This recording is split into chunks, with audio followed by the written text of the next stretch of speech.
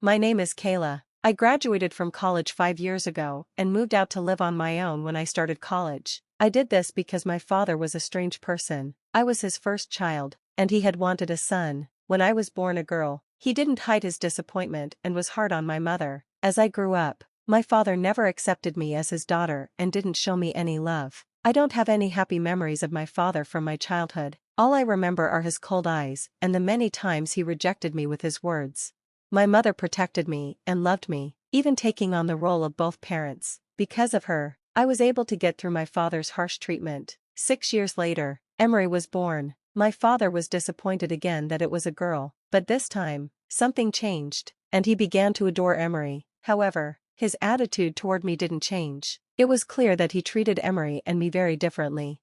As I went through elementary, middle, and high school, my father treated me like I didn't exist. On the other hand, he praised Emery for even the smallest things and bragged about how cute she was, like a little doll. In contrast, when he talked about me, he would sigh and say things like, "But Kayla, this was hard for me." My mother would comfort me, saying, "Kayla is different from Emery, but she's very cute too." But it didn't make me feel any better. My confidence was shattered.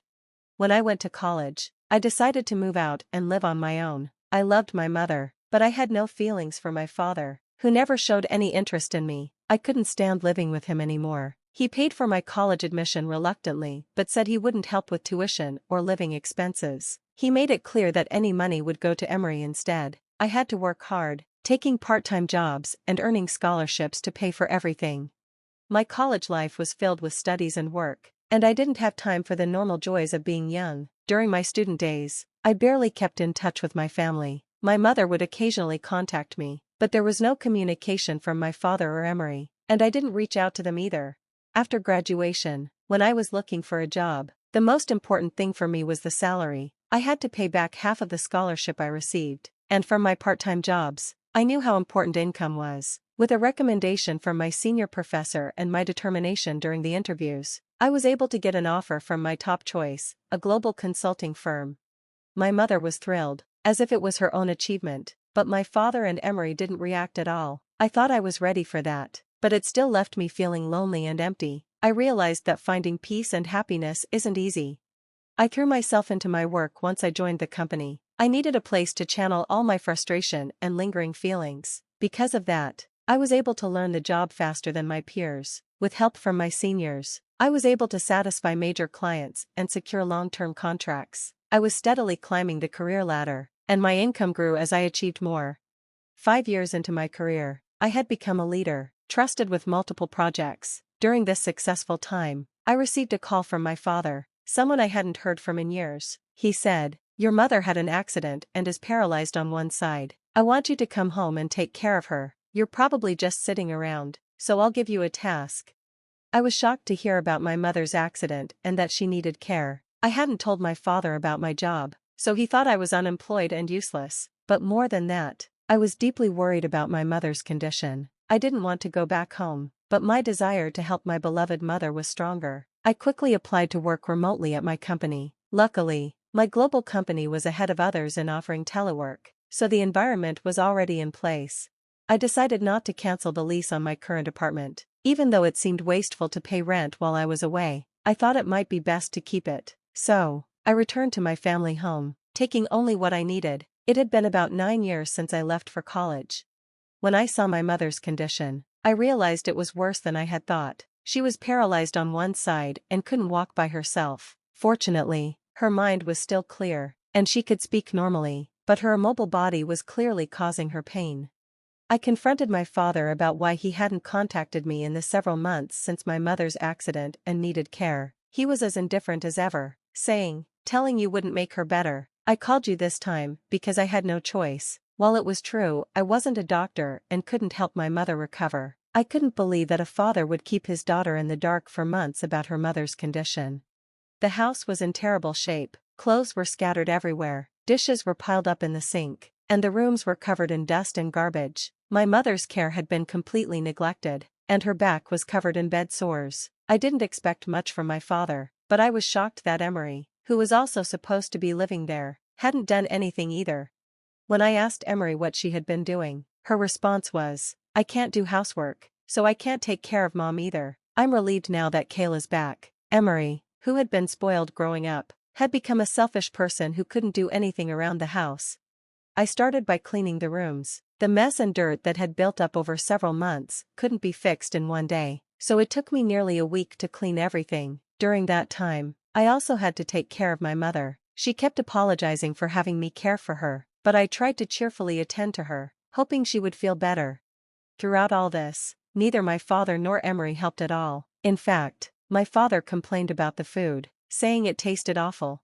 My father constantly criticized me, saying things like, "What are you slacking off for? You're so clumsy at taking care of your mother. You have plenty of time since you're just loafing around. Do it properly." To him, it was completely natural that I should handle all the housework and caregiving. Emery also treated me like a servant. She'd say, "Kayla, wash my clothes for me. I need them for school tomorrow." Or, "Kayla, can you make me some tea?" I felt like I was being treated as if I were invisible, especially by my father, who thought I was just a shut-in, even though I mostly stayed in my room doing remote work, housework, and caring for my mother. To my father, it seemed like I was doing nothing at all. Although my main job was remote, I still had to go into the office sometimes. When I came home, my father would often be standing by the door, angry, accusing me, "You're just a shut-in neat, and yet you're out gallivanting around. Take care of the house properly." From behind him, Emery would chime in, "You're really useless, just going out to play." I felt exhausted. Every time I left the house to go to work, I would be met with insults and sarcasm from both of them. To escape, I made it a habit to go to my kept apartment and relax there, tidying up the room before heading back home. I was truly grateful that I had kept that apartment. The unreasonable demands and harsh treatment from my father and Emery only grew stronger day by day. My father, who made me work so hard, now started demanding money from me. "You must have some savings. Even if you're a neat, contribute to the household," he said. Meanwhile, Emery, who did nothing to help around the house, asked me for money too. "I'm going on a day trip with my friends, so give me some funds." I started to wonder what I was to these people, certainly not a daughter or a sister. The painful days continued. Then one time, Emery screamed, "My ring is gone. Kayla, do you know where it is?" Of course, I didn't. I had no idea where Emery's ring was, and I wasn't interested in it since our tastes were completely different. When I told her I didn't know, she stormed into my room. I was slow to react to Emery's sudden action, and by the time I followed her, I could already hear her triumphant voice from inside the room. "See, here's the ring. Kayla stole it, didn't she?" Emery came out of the room, holding the ring, pointing her finger at me and shouting. There was no way that ring had been in my room. I immediately realized that Emery had set a trap for me as some sort of punishment for not giving her pocket money. She quickly ran to tell my father, who had just come home. "Stealing Emery's things? You're truly pathetic," he yelled. I don't remember raising a daughter who would steal. No matter how much I explained, my father wouldn't believe me. Emery added, "We don't need a thief. Kayla, if it weren't for your mother's care, I'd kick you out right now. Have some shame." And just like that, I was labeled a thief. One evening at dinner, my father suddenly became furious for reasons I didn't understand. "You useless person, can't even do housework properly, making food like this, and still not contributing money to the house. Do you think your current work is enough? You're just a shut-in who gallivants around. I can't stand it anymore. I'll destroy your plaything," he shouted, and then he headed toward my room. My plaything was my computer, my essential work tool. If it were destroyed, it would be a disaster. I followed my father to my room and protected my computer just as he was about to lay his hands on it. Emery stood behind him, watching and smirking. Around this time, I felt my mind and body reaching their limits. That's when my mother passed away peacefully.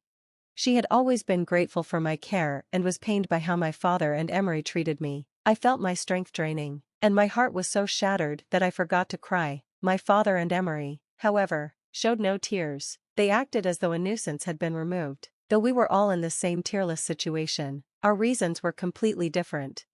After my mother's funeral, which was held quietly, my father called me into the living room. "Your mother's gone, and you're no longer needed," he said coldly. "I want you to leave immediately. We don't need a useless neat who can't even contribute money to the house," my father said. I had a feeling he would say something like this, but I never thought it would actually happen. I tried to assert how hard I had worked until now, but my father was firm about me leaving. Emery added, "Are you planning to stay here and be a neat? You're such a parasite. A parasite, that's a good word. You're like a tick or a flea. The barrage of harsh words made me feel dizzy. Then my father said, "And about your mother's inheritance, you must renounce it. There's nothing for you." I hadn't even thought about my mother's inheritance. The love she had given me was enough, something I had never received from my father or Emery. "I don't want it. I'll renounce it, and I'll leave," I replied. "Okay, I'll leave right away." I asked for one day to pack my things and immediately began preparing. The next day, my father said, "Are you ready to move? Hurry up, I'm leaving. I'll have nothing to do with this house or you two anymore. Goodbye." I loaded my packed belongings into the taxi I had called. As I looked at my few possessions, I realized how little I had. Returning to my parents' house after 9 years, and leaving again, this time for good, I had spent so much time feeling empty, realizing the harsh reality of my father and Emery, but I was satisfied knowing that I had helped my mother. I returned to my kept apartment and applied to switch from telework to regular work. I was glad I had kept that apartment. My old daily life returned, but now I worked even harder than before. I wanted to forget everything about what had happened. 3 months later, I received a call from my father, with whom I had cut ties. I didn't want to answer, but I reluctantly picked up the phone. "Hey, what's this promissory note? It's an outrageous amount, isn't it? Are you a NEET? How much are you earning a month?" My father fired questions at me one after another. Of course, I wasn't a NEET. On the contrary, thanks to my dedication to my job, I knew my income was considerably higher than most people my age. I had also accumulated quite a bit of savings from working. When I first started caring for my mother, I bought various equipment and tools to improve her environment. Knowing that the household was financially strained, I also contributed to the monthly living expenses to ease my mother's burden. Long before my father demanded money for the house, I had been giving financial support. I even paid for Emery's tuition to relieve my mother's worries. My mother, grateful for my contributions, insisted on making it official by having a promissory note drawn up between us. My financial support had amounted to a considerable sum, and that promissory note became a form of negative inheritance for my father and Emery. As for me, I was exempt because I had already renounced the inheritance. In other words, my father and Emery had to repay all the money I had contributed. After explaining everything to my father, he was speechless. He screamed that he would also renounce the inheritance, but by that time, both he and Emery had already benefited from it, so they no longer had the right to do so. "Work hard and pay it back properly, and don't contact me anymore. I've cut ties with you," I told him. I ignored his ranting, hung up the phone, and blocked his calls. Later, my uncle, my mother's brother, caused a great deal of trouble for my father and Emery. I hadn't seen him for a while, but we reconnected at my mother's funeral. After noticing something was wrong with me, I confided in him. The family home was owned by my uncle, and my mother had been renting it. The right to rent passed to my father and Emery through inheritance, but my uncle refused to renew the lease. Legally, tenants have the upper hand, but my father and Emery couldn't stand up to my uncle. Because of their actions, they had to leave.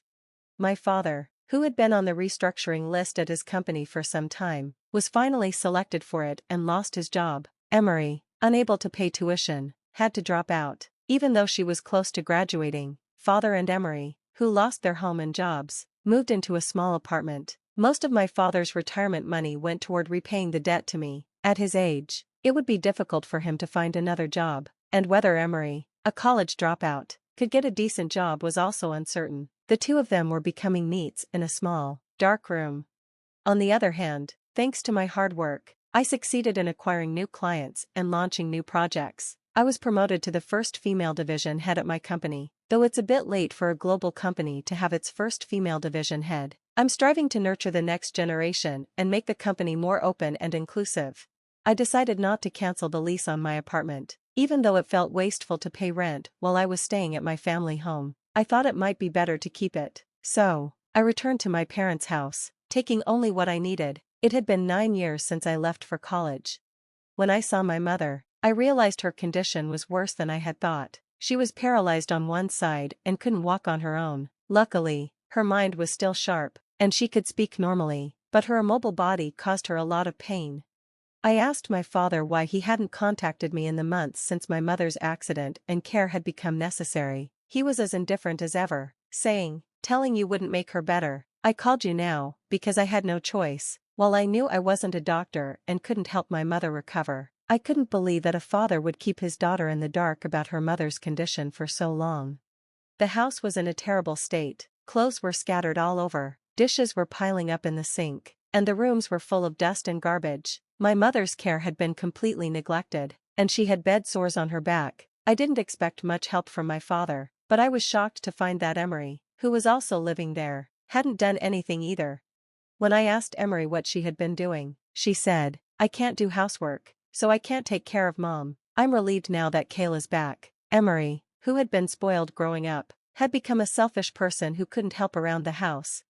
I started cleaning the rooms. The mess and dirt from several months couldn't be fixed in one day, so it took me nearly a week to clean everything. During that time, I also took care of my mother. She kept apologizing for having me take care of her, but I tried to stay positive and hoped she would feel better. Throughout all of this, neither my father nor Emery helped at all. In fact, my father complained about the food, saying it was awful.